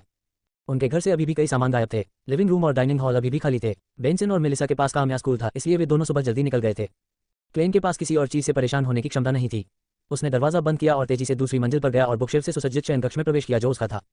अपना टक्सीडो उतारने और उसे कपड़े की रैक पर लटकाने के बाद वह उत्सुकता से बिस्तर पर लेट गया। जैसे ही उसका सिर तकिए से टकराया वह सो गया। तेज धूप से क्लेन जाग गया। उसने अपना सिर घुमाया और धीरे से अपनी आंखें खोली और बाहर जलते हुए सूरज को पाया। क्या समय हुआ है? क्या मुझे दोपहर में टैरो क्लब की याद आए? उसने उठने के लिए संघर्ष किया और टक्सीडो की अंदरूनी परत की जेब से अपनी पॉकेट घड़ी निकालने के लिए कपड़े की रैक की ओर चला गया। न केवल वह मामले के बारे में भूल गया था, वह अपने शयन कक्ष का दरवाजा बंद करना भी भूल गया था और ओरियल खिड़की के पर्दे खींच दिए थे। पिताजी। क्लेन ने पॉकेट घड़ी निकाली और उसे खोलते ही उसे तुरंत राहत महसूस हुई। अभी दोपहर से थोड़ा सा ही समय बीता था। दोपहर 3 बजे की निर्धारित सभा में अभी काफी समय था। वह सोमवार था जिस दिन उनकी द हैंडमैन और जस्टिस के साथ बैठक होनी थी। क्लेन सोच में पड़ गया और उसने अपने ग्लेबेला को 2 बार थपथपाया। उसके सामने का दृश्य एक बार फिर बदल गया जब उसने देखा कि उसके शरीर में फिर से चमक आ गई है। उसने 2 बार फिर से टैप किया और अपनी स्पिरिट विजन को रोक दिया। निश्चिंत होकर वह पहली मंजिल पर गया और केतली में पानी उबाला।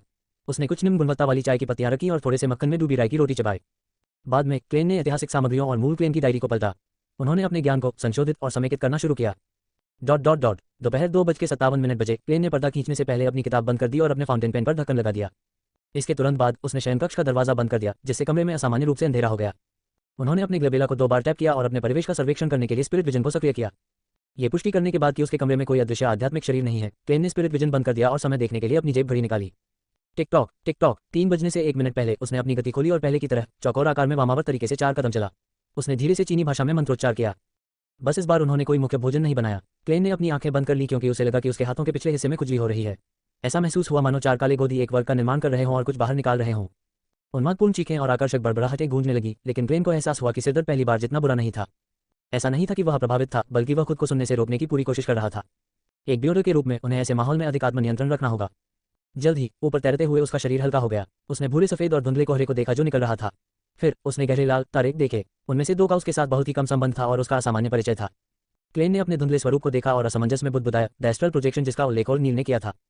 वह कुछ सेकंड के लिए शांत रहे और फिर से गुंबददार छत के नीचे ऊंची कांस्य मेज के साथ साथ विभिन्न नक्षत्रों के अनुरूप 22 ऊंची कुर्सियों के साथ भव्य दिव्य महल को बदल दिया। क्लेन शांति से सम्मान की सीट तक चला गया और अपने शरीर और चेहरे को घने भूरे कोहरे में डुबो दिया। उन्होंने अपना दाहिना हाथ बढ़ाया और 2 परिचित गहरे लाल तारों को थपथपाया और एक चमत्कारी संबंध बनाया। ग्लैबेला मनुष्यों में भौहों के बीच और नाक के ऊपर की त्वचा है। बिना किसी खिड़की वाले एक भूमिगत तहखाने में मोटा अल्जीर विल्सन एक लंबी मेज के पास बैठा था जिस पर विभिन्न उपकरण और बकरी की खाल के चर्मपत्र रखे हुए थे। उसके सामने एक आधी जली हुई मोमबत्ती थी। मंद पीली लौ की टिमटिमाहट से वस्तुओं और मेज की छाया मृत तृष्णा की तरह हिलने लगी। अल्जीरिया के बाल समुद्री शैवाल की तरह बिखरे हुए थे और उनका रंग गहरा नीला था जो काले जैसा लग रहा था। उन्होंने एक वस्त्र पहना था जिस पर बिजली के पैटर्न की कढ़ाई की गई थी। उसने अपने हाथों को अंगूठों से एक दूसरे के सामने रखते हुए पकड़ लिया, जबकि उसका ध्यान मोमबत्ती के बाईं और काले तरल की एक बोतल पर था। वाह वाह वाह, छप छप छप छप छप छप। सीलबंद बोतल के अंदर से तूफानी हवाओं की आवाज या समुद्र की लहरों के टकराने की आवाज आ रही थी।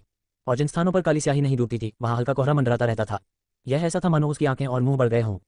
एल्गर ने दीवार पर लटकी घड़ी पर नजर डालने के लिए अपना सिर झुकाया और सुई में 3 बजते देखा। जैसे ही उसकी आंखों के सामने अंधेरा छा गया, उसने अपनी कनपटी पर दबाव डाला। मेज पर रखी विभिन्न वस्तुओं से मनमोहक रंग उभर आए। उसी क्षण उसे पता चला कि कहीं से एक गहरी लाल रोशनी ज्वार की लहर की तरह दिखाई दे रही है जो उसे तुरंत डुबो रही है। Dot dot dot. Backlin Empress Borough Hall परिवार की आलीशान हवेली के अंदर। अपने डांस टीचर को बर्खास्त करने के बाद ऑड्रे ने दरवाजा बंद कर दिया और सीधे अपनी ड्रेसिंग टेबल के सामने बैठ गई। बाहर सूरज उज्ज्वल और भव्य था। वहां उत्तम बकरी की खाल से बनी एक हल्के भूरे रंग की नोटबुक थी। ये दिखाने के लिए कि यह खाली है, इसे खोलकर देखा गया। इसके दाहिनी ओर एक फाउंटेन पेन था जिसकी नोक सुनहरी थी और उसमें माणिक जड़े हुए थे। ऑड्रे ने एक परीक्षण किया और सुनिश्चित किया कि वह गैदरिंग छोड़ते ही फाउंटेन पेन उठा सकती है और सूत्र लिख सकती है। मैं इसका बहुत इंतजार कर रही हूँ। उसने अपनी उत्तेजित भावनाओं को दबाने के लिए सांस लेते हुए दर्पण को सिकुड़े हुए होठों से देखा। हालांकि उसने इसे स्वयं प्रतिबिंबित नहीं देखा, इसके बजाय उसके शरीर से एक गहरे लाल और मायावी किरण फूट पड़ी। Dot dot dot. धूसर कोहरे के ऊपर एक राजसी दिव्य हॉल खड़ा था जो किसी दैत्य के निवास जैसा दिखता था। कांसे की मेज के दोनों ओर गहरे लाल रंग खिले हुए थे। वे नीचे थपथपाने से पहले फव्वारे की तरह ऊपर की ओर बढ़े। इसने 2 धुंधली आकृतियों को उकेरा जो पहले की तरह उन्हीं स्थानों पर बैठी थीं। और वे अपने मुलायम सुनहरे बालों और लंबे पतले शरीर के साथ सहजता से सम्मान की सीट की ओर देखने लगी। उसने पीछे बैठे घने भूरे कोहरे में डूबी हुई एक आकृति देखी। एक हाथ सपाट था, मेज के किनारे को छू रहा था, जबकि दूसरा हाथ उसकी टुड्डी को सहला रहा था। शुभ दोपहर मिस्टर फूल, और वे प्रसन्न स्वर में चिल्लाए। इसके बाद उसने अपना सिर घुमाया और अपने सामने वाले व्यक्ति की ओर देखा। उसी स्वर में उसने कहा, शुभ दोपहर मिस्टर हैंडमैन।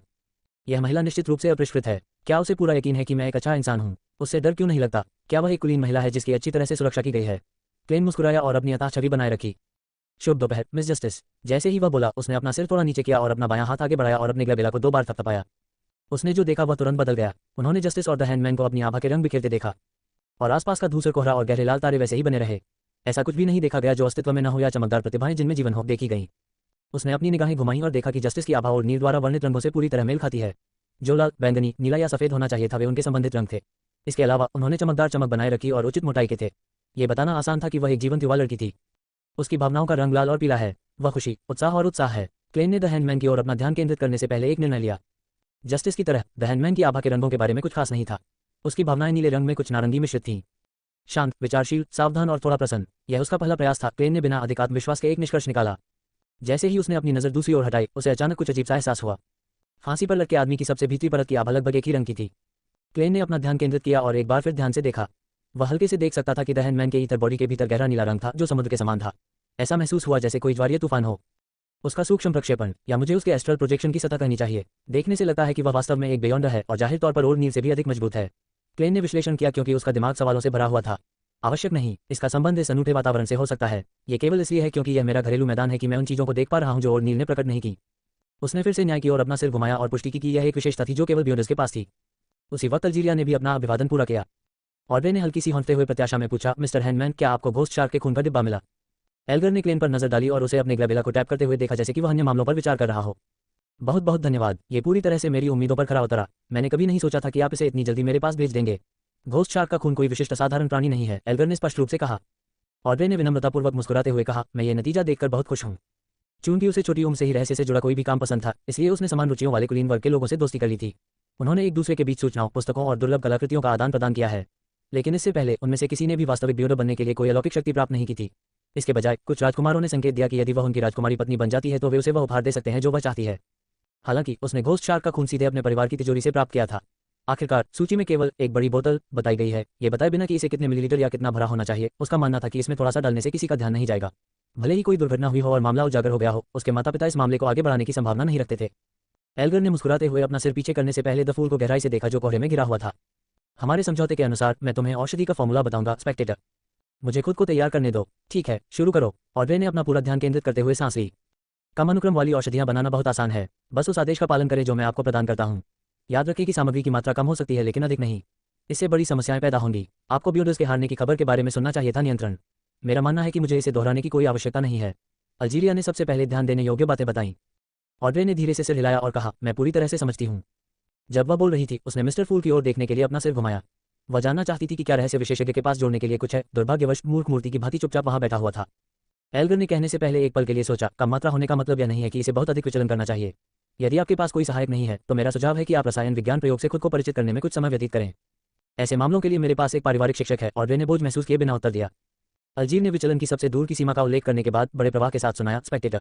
अनुक्रम 9 औषधि, 80 मिलीलीटर शुद्ध पानी, शरद ऋतु क्रोकस सार की 5 बूंदें, 13 ग्राम गाय के दांत पियोनोल पाउडर, योगिनी फूलों की 7 पंखुड़ियां, एक परिपक्व मनहल मछली की आंख में 35 मिलीलीटर बकरी के सींग वाली काली मछली का खून मिलाएं। अंतिम 2 वस्तुएं मुख्य सामग्री हैं। वे समुद्र के असाधारण जीव हैं। आपको सावधान रहना होगा।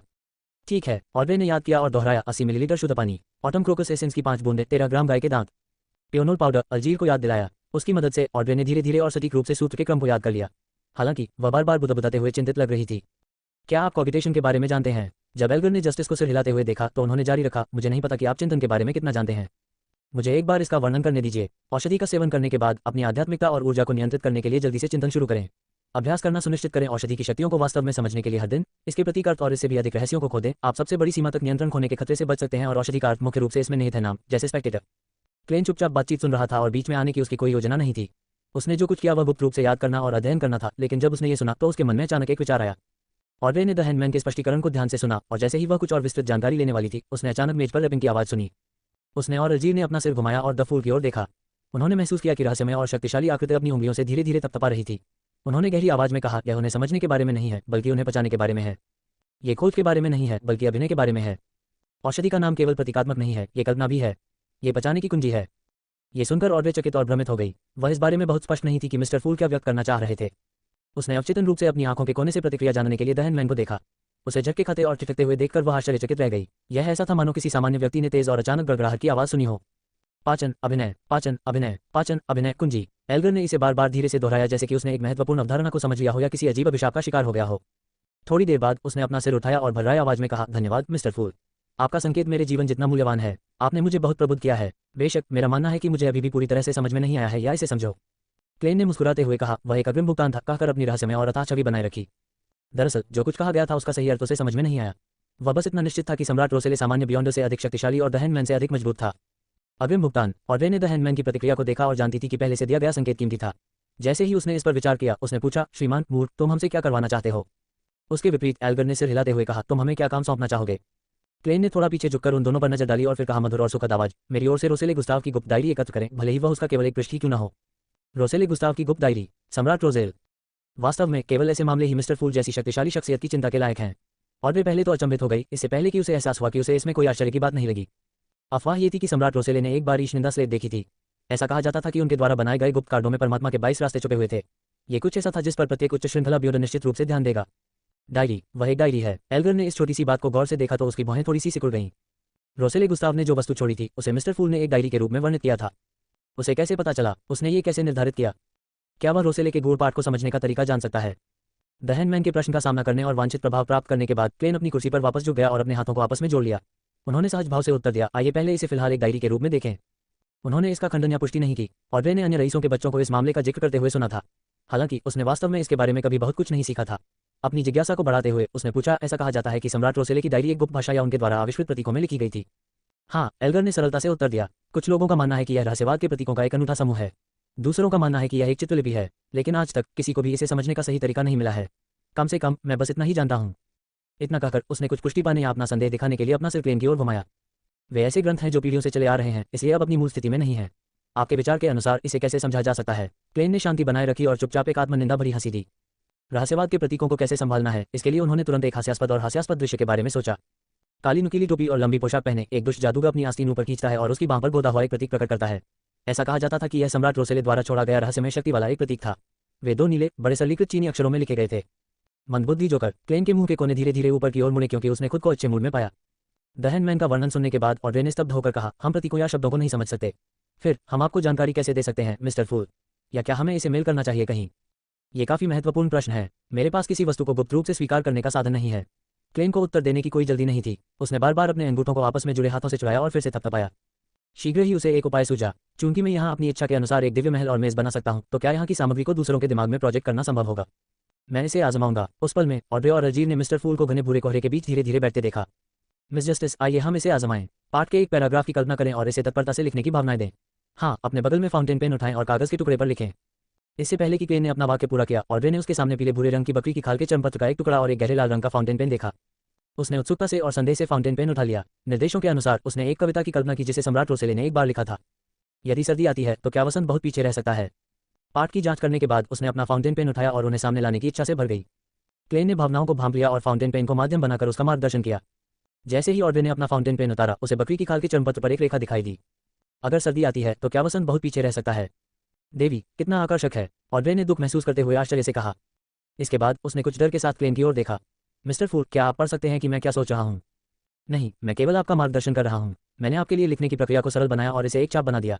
यदि आप इसे व्यक्त नहीं करना चाहते तो कुछ भी दिखाई नहीं देगा। क्लेन ने धीमे स्वर में उसे शांत किया।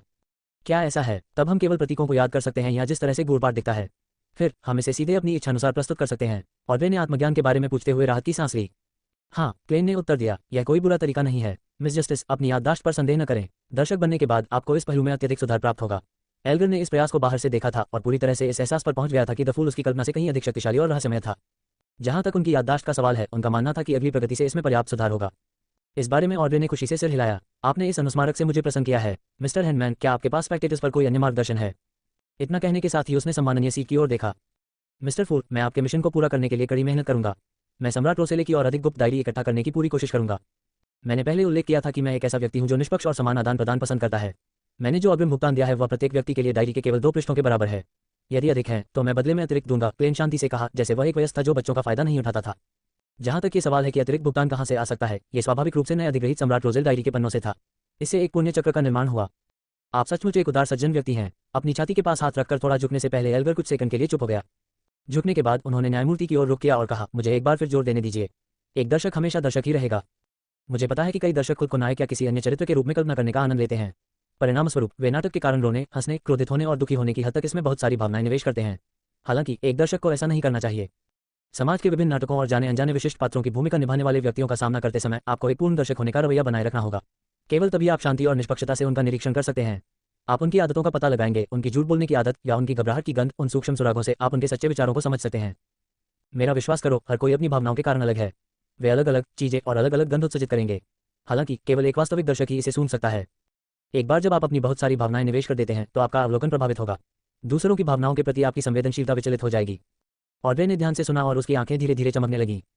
ये सचमुच बहुत दिलचस्प लगता है। ये सुनकर क्लेन का दिल हिल गया। जब सारांशित किया गया तो स्पेक्टेटर पोर्शन की आवश्यकता एक बिल्कुल उद्देश्यपूर्ण और तटस्थ दर्शक प्रतीत हुई। एक विशेष अर्थ में यह अभिनय के बराबर था। अभिनय? क्या यही वह अभिनय था जिसका जिक्र सम्राट रोसेले कर रहे थे? फिर मुझे एक दृष्टा के रूप में कार्य करना होगा और वहां से औषधि को थोड़ा थोड़ा करके बचाना होगा। जैसे ही क्लेन खुद को विचार में डुबा रहा था, एल्गर ने एक स्पेक्टेटर की अपनी मांगों को समझाना समाप्त कर दिया। उन्होंने कहने से पहले आह भरते हुए कहा, ऐसा लगता है जैसे कुछ और नहीं है। शायद हम एक अनौपचारिक बातचीत कर सकते हैं। हम अपने आसपास होने वाली चीजों के बारे में बात कर सकते हैं। शायद यह आपके लिए बहुत सामान्य बात है, लेकिन दूसरों के कानों में यह एक बहुत महत्वपूर्ण सुराग हो सकता है। जरूर। क्लेन पीछे हट गया और थोड़ा सिर हिलाया। वह पहले से ही एक दृष्टा के रूप में कार्य करने का प्रयास करने की योजना बना रहा था। आखिरकार ऐसा नहीं लगा कि ऐसा करने से कोई नकारात्मक प्रभाव पड़ा। तो क्या हम आपसे शुरुआत करें मिस्टर हैंडमैन? और वे उत्साह में सहमत हो गई। एल्गर ने कहने से पहले एक पल के लिए सोचा। कुख्यात समुद्री डाकू जो खुद को लेफ्टिनेंट जनरल डेविविले कहता है, उसने सोनिया सागर के पूर्वी छोर का पता लगाने के लिए फिर से अपनी यात्रा शुरू कर दी है। ओह, ब्लैक ट्यूलिप का मालिक। कुछ देर सोचने के बाद ऑड्रे एक प्रश्न के साथ वापस लौटी। हाँ, एल्गर ने सिर हिलाते हुए उत्तर दिया। मैं ये भी नहीं जानता कि वह कौन है। क्लेन चुपचाप सुनता रहा जबकि वह उस समाचार पर विचार कर रहा था जिसे वह साझा करने की योजना बना रहा था। ये कुछ ऐसा होना चाहिए जो उसे बेनकाब न करे और साथ ही उसे प्रतिक्रिया प्राप्त करने की भी अनुमति दे। जल्द ही उसने फैसला कर लिया। उन्होंने मूर्ख के रूप में अपनी अथाह छवि बरकरार रखी और अपनी उंगलियों से कांस्य मेज के किनारे को सहलाया। मुझे जो पता है उसके अनुसार सीक्रेट ऑर्डर ने एक एंटीगोनस परिवार नोटबुक खो दिया है। ये खबर केवल टिंगन सिटी के नाइट हॉक्स को ही नहीं पता थी। गुप्त आदेश और उनके साथ घनिष्ठ संबंध रखने वाले बियोडस भी इसी तरह जानते थे। एक एंटीगोनस परिवार नोटबुक। एल्गर ने सिर हिलाकर मुस्कुराते हुए दोहराया, मैं वास्तव में उत्सुक हूं कि अगर church of the Evernight goddess को इसके बारे में पता चलेगा तो उनकी क्या प्रतिक्रिया होगी। वह एवरनाइट देवी के चर्च का उल्लेख क्यों करेगा? क्लेन ने एक समस्या को गहराई से महसूस किया, लेकिन उसके लिए पूछना उचित नहीं था। इससे रहस्यमय और गहन मूर्ख के रूप में उनकी छवि टूट जाएगी। उस क्षण ऑड्रे ने जिज्ञासा से पूछा, आप क्यों उत्सुक हैं? देवी के चर्च की किस प्रकार की विशेष प्रतिक्रिया होगी? एल्गर ने मुस्कुराते हुए कहा, एंटीगोनस परिवार को एवरनाइट देवी के चर्च द्वारा नष्ट कर दिया गया था। मैं वास्तव में निश्चित नहीं हूं कि यह चौथे युग के अंत में हुआ या वर्तमान युग के शुरुआती चरणों में। यह क्लेन की पुतलियां सिकुड़ गईं क्योंकि उसे अचानक ठंड लग गई। देखने से नाइटहॉक्स ने इस एंटीगोनस नोटबुक को जो मूल्य दिया है वह मेरी कल्पना से कहीं अधिक है, जिस कारण से उन्होंने मुझे बियॉन्डर के रूप में नामांकित किया, जिसमें कुछ योगदान था और मेरे लिए खतरे को रोकने के लिए संभवतः नगण्य कारण है, वह यह है कि वे चाहते हैं कि मैं नोटबुक खोजने में उनकी सहायता करने के लिए अपनी आध्यात्मिक संवेदनशीलता बढ़ाऊं। ये बात कैप्टन ने मुझसे नहीं रखी। उन्होंने इसका उल्लेख किया था, लेकिन मैंने इस पर ज्यादा ध्यान नहीं दिया। दहनमैन का स्पष्टीकरण सुनने के बाद ऑड्रे ने गहरी रुचि के साथ कहा, मैंने कभी नहीं सोचा था कि ऐसा कुछ होगा। ठीक है, मेरी बारी, मुझे सोचने दो कि मुझे क्या साझा करना है। उसने हंसने से पहले अपना सिर झुकाया और अपने हाथ से अपना सिर ऊपर उठाया। कल मेरे शिष्टाचार शिक्षक ने मुझे सिखाया कि कैसे बेहोश होना है, कैसे बिना किसी रुकावट के सुरुचिपूर्ण ढंग से बेहोश होना है। यह एक व्यवहारिक कौशल है जिसका उपयोग सामाजिक आयोजनों में अजीब स्थितियों या बुरे लोगों से बचने